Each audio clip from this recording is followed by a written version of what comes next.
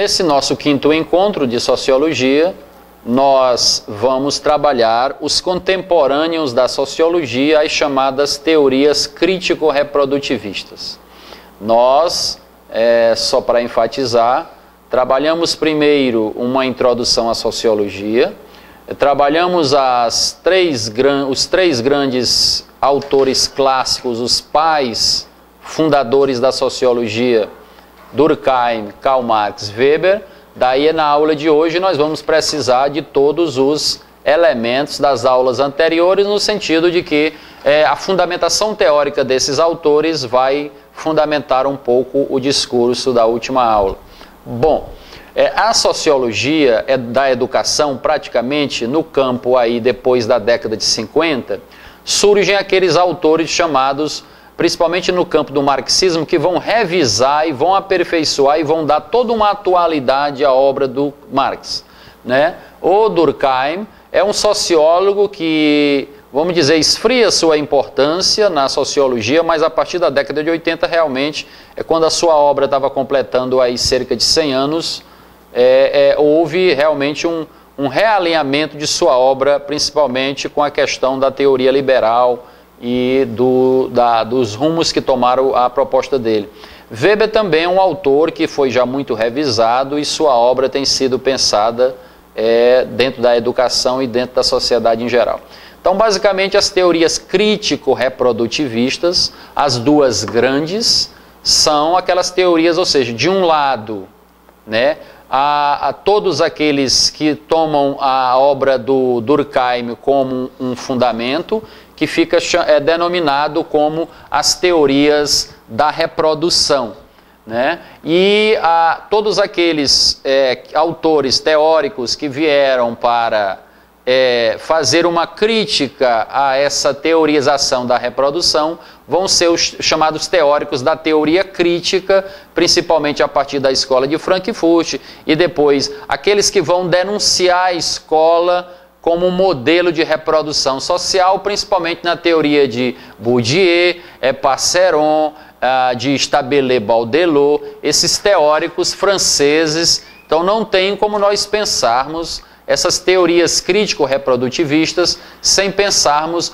no nascimento dessa teorização feita na França, né, nessa percepção que os franceses foram os primeiros a pensar que dentro da própria escola começa a reprodução da sociedade capitalista, numa tentativa de demonstrar o tanto que a escola colabora como agente dessa reprodução da própria sociedade. Portanto, ficamos com essas duas propostas. O aluno deve ter sempre que isso forma dois campos distintos, aqueles autores que continuam vendo a escola como uma transmissão cultural das antigas gerações para as novas gerações, a escola como um ambiente moral de conformação a uma cultura, ou muitas vezes os críticos reprodutivistas chamam de uma conformação a uma classe social, né, a essa estrutura classista da sociedade. Então aí estão aqueles que se alinham nas teorias da reprodução, e os que se alinham com os herdeiros da teoria marxista, né, os revisionistas marxistas, são aqueles que se alinham com as teorias crítico-reprodutivistas, principalmente a grande chamada teoria crítica a partir da escola de Frankfurt, que tecem uma crítica às teorias da reprodução e propõem novamente a educação como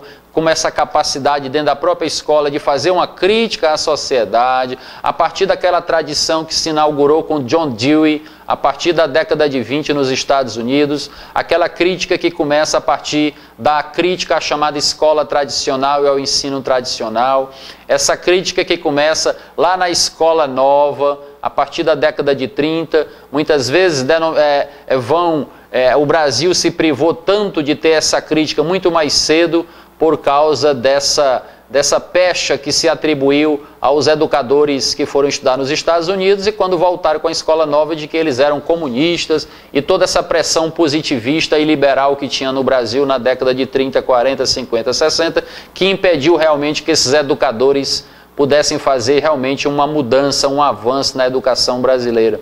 Mas basicamente os críticos reprodutivistas a teoria crítica vai fazer uma grande teorização em cima da escola, como o que o Althusser, Louis Althusser, vai chamar de aparelho de reprodução da ideologia do Estado. Então, para nós entendermos isso, é preciso retomar alguns aspectos da teoria do Marx, no sentido de ver, e aí Louis Althusser, teórico marxista da década de 1960, do século XX, vai deixar uma teorização sobre isso, no sentido de que ele vai eleger o que ele chama de aparelhos ideológicos do Estado, ou seja, algumas organizações que trabalham em função do Estado, notadamente a escola, notadamente a universidade e algumas instituições como a família, né, e a educação como um processo geral.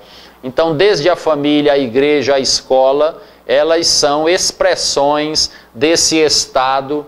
Lembro bem que no período militar no Brasil, os cadernos das escolas públicas, eles vinham estampado na contracapa o hino nacional, o hino da bandeira, e via de regra a figura do general que estava comandando naquela época, Emílio Garrastazu Médici, General Gás, o General Figueiredo.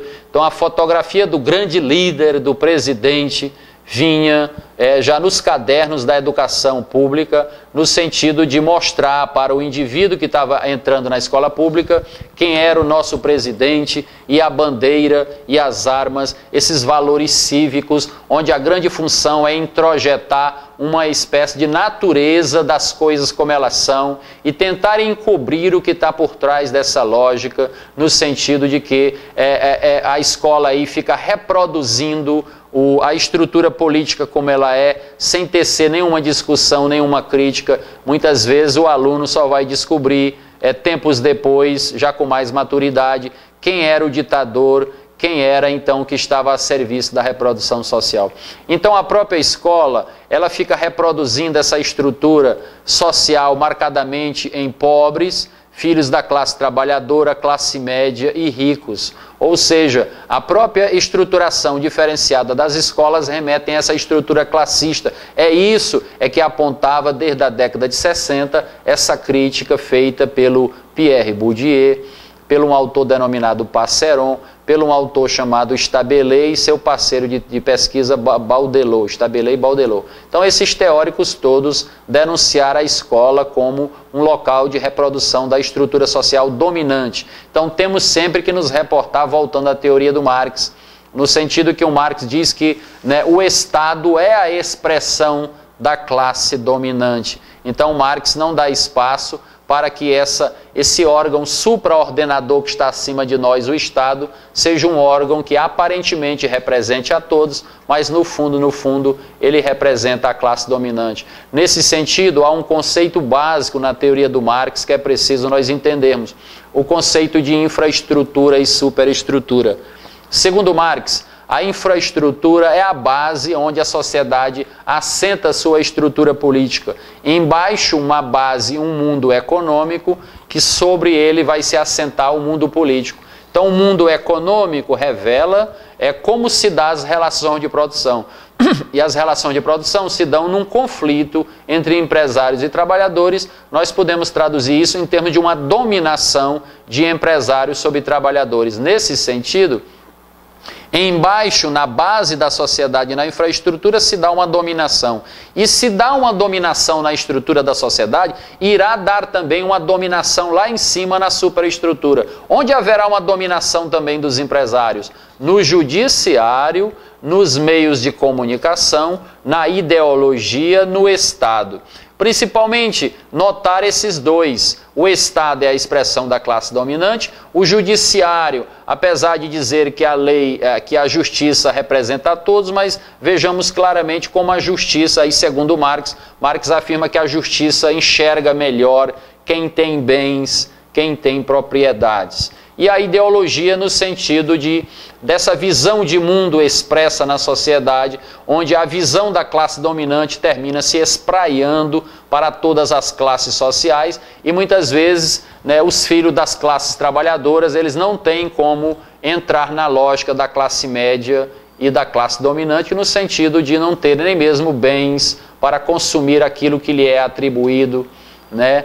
Ter a calça jeans que está no outdoor, né? Todo esse universo das mercadorias hoje que são possibilitadas pela publicidade, isso nos dá vontade de adquirir, de ter os bens, muitas vezes isso é desestruturador para quem não tem os bens.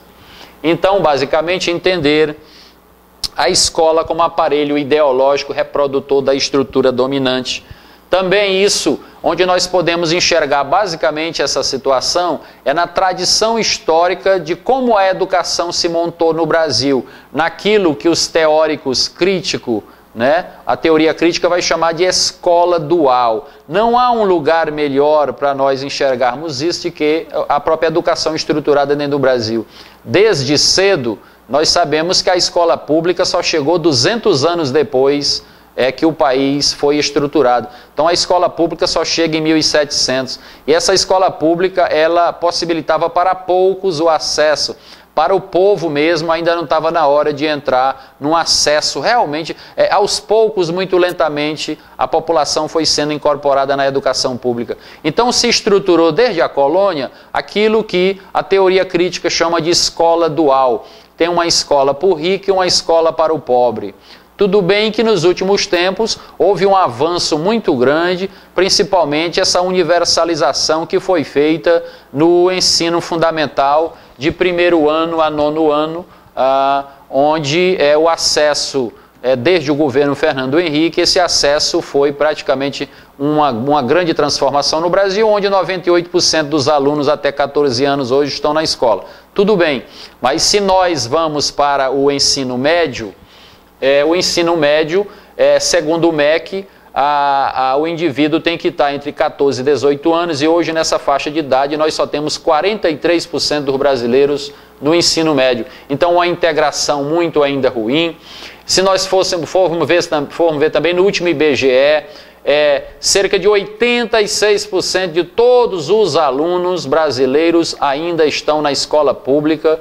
Então, quem tem o privilégio de frequentar uma escola particular é uma coisa distintiva de classe, é uma minoria de pessoas que pode frequentar a escola particular, no sentido que a grande massa da população brasileira frequenta mesmo a escola pública com todos os seus problemas. Mas desde a colônia, foi estruturada ali a educação jesuítica, que era uma educação de boa qualidade para os filhos dos colonos e os filhos dos fazendeiros, que estudavam e continuavam os estudos em Portugal, e não foi dado, foi negada a cidadania para os índios e foi negada a cidadania da educação para os negros, o elemento africano. Nesse sentido, nós temos um débito muito grande nessa estrutura da educação brasileira como a educação dual.